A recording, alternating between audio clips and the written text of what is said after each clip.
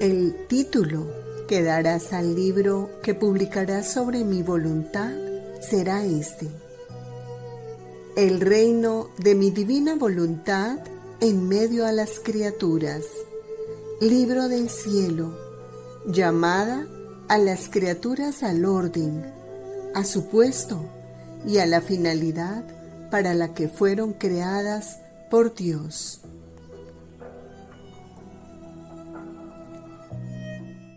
En el nombre del Padre, y del Hijo, y del Espíritu Santo. Amén.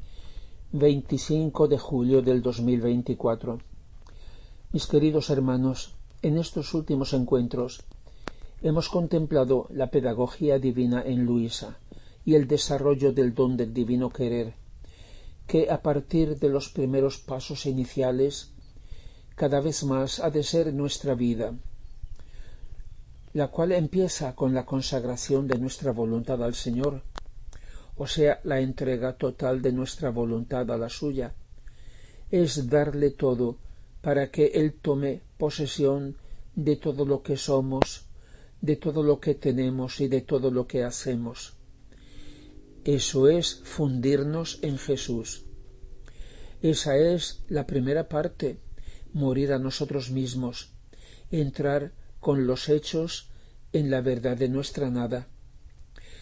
Pero eso es sólo la condición para pasar a la segunda parte, que es acoger el don de su voluntad, llamarla a resucitar en nosotros cada vez más como vida de nuestra vida. Es fundirnos con Jesús en la divina voluntad, es recibir todo, es hacer nuestro todo lo que es suyo, tomar parte en todo lo que Él es, en todo lo que tiene y en todo lo que hace. Nuestra vida debe ser así un estado de oración o de comunión continua. ¿Qué oración es esa? Es la misma oración de Jesús, continuada y vivida por el alma. El reino de Dios, el reino de su voluntad, es la vida interior de Jesús, vivida por Él en nosotros y por medio de nosotros. Por tanto, vivida por nosotros en Él. ¿Y de qué forma? En la forma divina, infinita, eterna y universal, propia del querer de Dios, porque el querer divino contiene todo y da vida a todo. ¿Y cómo puede ser una realidad y no una ilusión, o bien ser reducida a una piadosa práctica? ¿Sobre qué realidad espiritual se apoya? ¿Cómo puede ser esta oración auténtica? Será auténtica, efectiva, en la medida que el alma se despoja de su propia voluntad, como si no la tuviera, y con la intención y la atención llama a la divina voluntad a que sea su vida, y de esa forma vive en la divina voluntad, según lo que enseña nuestro Señor a Luisa. Se posee una cosa en la medida que se conoce. Y vuelvo a repetir una aclaración de principio. Hay quienes se equivocan afirmando que todo lo que no está mandado está prohibido, mientras que todo lo que Dios no ha prohibido es lícito, pero luego nuestra intención, la finalidad que damos a las cosas, es lo que las hace buenas o menos buenas, inútiles o incluso malas. Por tanto, cada cosa lícita está esperando a que la hagamos ser divina. Cada cosa, hasta un respiro, un movimiento, un paso, una palabra, es como una pequeña hostia que ha de ser consagrada para que tenga la vida de la divina voluntad. Por eso, en cada cosa lícita, el Señor nos está diciendo: puedes hacerla, pero llámame, que sea yo en ti el que la haga. Si la haces tú, ¿cuánto vale? Pero si la hago yo, es divina, infinita en su valor e inmensa en su alcance. ¿Y cómo se puede hacer la oración en la divina voluntad? lo primero que hacemos cada mañana es despertarnos. Así, lo primero es tomar conciencia de quién es Dios y quiénes somos nosotros, de su amor a nosotros y todo lo que nos da, y de cuál ha de ser nuestro amor a Él. Luego nos vestimos. Así, espiritualmente, hemos de hacer nuestro todo lo que es de Jesús. Es fundirnos en Él, como Él en la encarnación se ha revestido de nosotros. Y así, junto con Él, presentarnos al Padre, diciendo: heme aquí, oh Padre, que vengo para hacer tu voluntad. Él lo repite con nosotros y en nosotros, y nosotros con Él y en Él. Lógicamente, eso es obra del Espíritu Santo, el divino realizador que invocamos. Y Él nos reviste de Jesús en el corazón inmaculado y materno de María, porque eso es como un reflejo del misterio de la encarnación. Dios se hizo como nosotros para hacernos como Él.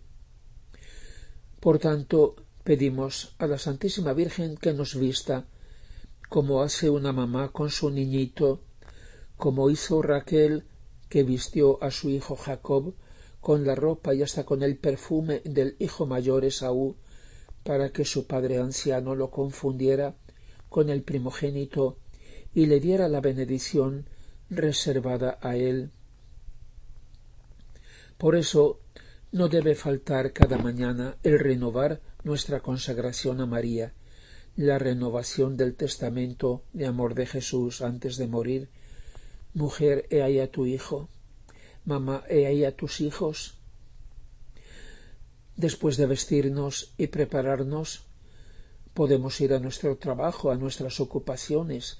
De igual manera, entremos cada día en la oración para hacer un cierto recorrido o dar una vuelta por la obra de la creación, en la vida de Jesús y en particular en su pasión, en la obra de la redención y por último en la obra propia del Espíritu Santo en las almas mediante los sacramentos, las gracias y la Santa Iglesia.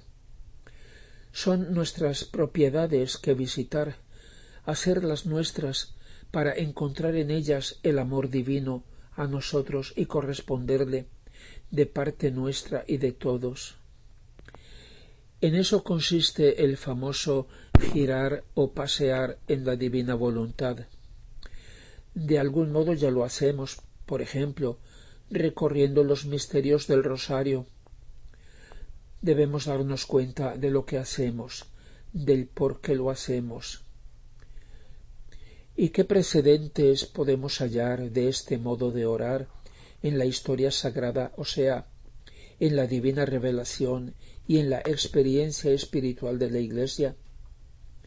Sin duda, un precedente profético podemos verlo en el Cántico de los tres jóvenes, los amigos de Daniel, metidos en el horno ardiente, en el que en esa oración invitan a todas las criaturas a bendecir y alabar al Señor. Lo mismo vemos en tantos salmos de alabanza a Dios, así como en el Cántico de las criaturas de San Francisco de Asís. En esa perspectiva aparece lleno de significado el modo como fue conquistada Jericó por Josué. Durante 6 días el pueblo de Dios dio una vuelta en torno a la ciudad, siguiendo en silencio el arca de la alianza, figura de María, y el 7º día dieron 7 vueltas antes de lanzar el grito de guerra y conquistar la ciudad enemiga. Y por último, ¿cuál es el origen y la finalidad de este modo de orar? Su origen está en el maravilloso proyecto eterno de Dios, según el cual el hombre fue creado para ser hijo de Dios, rey y sacerdote de todo lo creado. La finalidad es que el hombre en Cristo, mediante la adoración, la gloria, la gratitud y el amor, devuelva a Dios todo lo que Él creó por amor al hombre. Sólo entonces podrá decirse completada y realizada la obra de Dios. Sólo entonces podrá estar concluida la historia, el mundo habrá alcanzado y realizado su fin y su tiempo. Quisiera hablar siempre del vivir en la divina voluntad, pero el Señor nos dice que primero hemos de pasar a través de la gran tribulación. No se llega a la Pascua sino después del Viernes Santo, y va aumentando cada vez más el nivel de la prueba. Por eso el Señor hizo pasar a Luisa primero por la experiencia y la contemplación de la cruz. Así la formó en la verdad de su nada, preparándola para llenarla de su todo divino, y la trabajó como víctima antes de llegar a la luz de la divina voluntad. Eso se ve en particular en los primeros 10 volúmenes. Es el trabajo de las diferentes virtudes, especialmente la verdad, la humildad y la obediencia, que son la base sobre la que se edifica el amor divino, la caridad. Es como fabricar el motor. No faltan en estos primeros volúmenes referencias a la divina voluntad, pero son todavía como anuncios de lo que había de hacer más tarde. Pero podemos decir que entra en el alma ya a partir del volumen 11 y 12, ya empieza el tema. Esos volúmenes sirven para concentrar toda la atención y el deseo en lo que es el centro y el corazón de todo, la divina voluntad con su manifestación y comunicación, o sea, con su amor. Esos volúmenes son como una ventana que el Señor abre para mostrar un panorama nuevo, maravilloso, su proyecto divino, el reino que quiere formar, y en esos volúmenes pone en marcha la prueba del motor que ha creado en el alma. Sucesivamente los volúmenes que siguen llevan cada vez más el alma a recorrer o a girar ante todo en las inmensas verdades de la divina voluntad, para que conociéndolas el alma se alimente de ellas y sean vida en ella. De los actos, intensificándolos, se formará la vida. Vendrá el tiempo nuevo en que el Espíritu Santo renovará la faz de la tierra, nuevos cielos y nueva tierra en que tendrá perpetua morada la justicia o santidad divina. El tiempo en que se cumplirá la petición del Padre nuestro, vendrá su reino, o sea, la divina voluntad será vida en la tierra como lo es en el cielo. El tiempo representado por aquellos 40 días en que Jesús, después de su resurrección, quiso estar de forma visible y gloriosa en la tierra con los suyos hasta la ascensión. Pero por ahora estamos en el tiempo que va a terminar, el fin de los tiempos, el tiempo de la gran tribulación. Las guerras entre naciones, cada vez más extendidas y violentas, es imagen de la guerra de reino contra reino, el reino de Dios contra el reino del pecado. Y el juicio de Dios, dice San Pedro, empieza por su propia casa. Ya estamos en la gran prueba, que ha de separar el trigo de la cizaña, ante todo dentro de cada uno de nosotros, que ha de separar la luz de las tinieblas, la vida de la muerte, el querer divino del humano, del querer del pecado. La verdadera Santa Iglesia, reducida casi a un pequeño resto, como en el Calvario con María, de otra cada vez más separada, que se dice Iglesia, pero que con las palabras y los hechos demuestra cada vez más todo lo contrario. y en medio una enorme extensión de almas distraídas, en letargo, en coma profundo, incluso muertas, que no saben ni se interesan, como ovejas sin pastores, a merced de los lobos. Pero dentro de no mucho llegará, por misericordia de Dios, una prueba tremenda, con la cual cada ser humano, tendrá que decidir de qué parte estar, con la verdad o con el propio yo, el propio ego. Esa es la verdadera división de la humanidad. Como ya muchos de ustedes saben, mientras la noticia de la divina voluntad y el conocimiento de Luisa Picarreta y de sus escritos se va difundiendo, se difunde también una oposición abierta con ataques de algunos prelados y sacerdotes, y no sólo es que se ha detenido la causa de beatificación después de casi 30 años, sino con declaraciones fumógenas, sin pies ni cabeza, pero resumidas en una frase. Dicen: considerados esos graves errores doctrinales en sus escritos. Jesús dice: de mí se dijo cuando vine a la tierra a redimir al hombre que habría sido la salvación y la ruina de muchos. Así se dirá ahora, que esta voluntad mía será o de gran santidad, porque mi voluntad es de absoluta santidad, o de ruina para muchos. ¿Ves? En esta circunferencia, mientras se gira, es necesario mirar adentro, nunca afuera, porque dentro está la luz, el conocimiento, mi fuerza, mis actos como ayuda, atracción y vida, para que puedan tomar la vida de mi voluntad en ellos.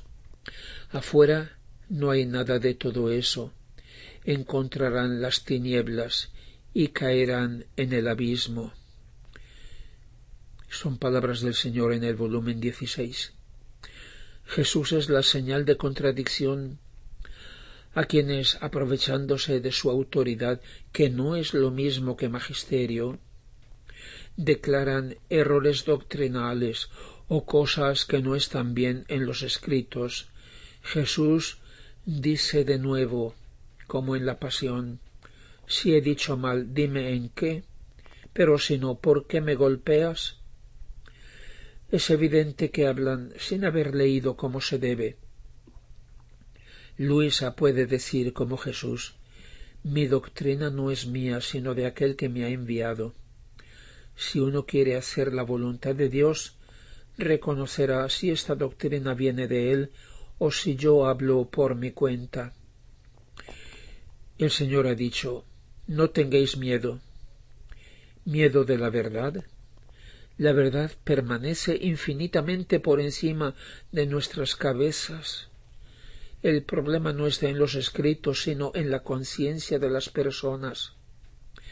Mis queridos hermanos, pidamos, sobre todo por los sacerdotes tan amados por nuestro Señor y por los pastores de la Iglesia, por la gran responsabilidad que tienen y porque de toda palabra inútil que decimos tendremos que dar cuenta, de las que nosotros decimos y de las que ha dicho y dice el Señor que nosotros hacemos inútiles. Gloria al Padre y al Hijo y al Espíritu Santo, como era en el principio, ahora y siempre, y por los siglos de los siglos. Amén.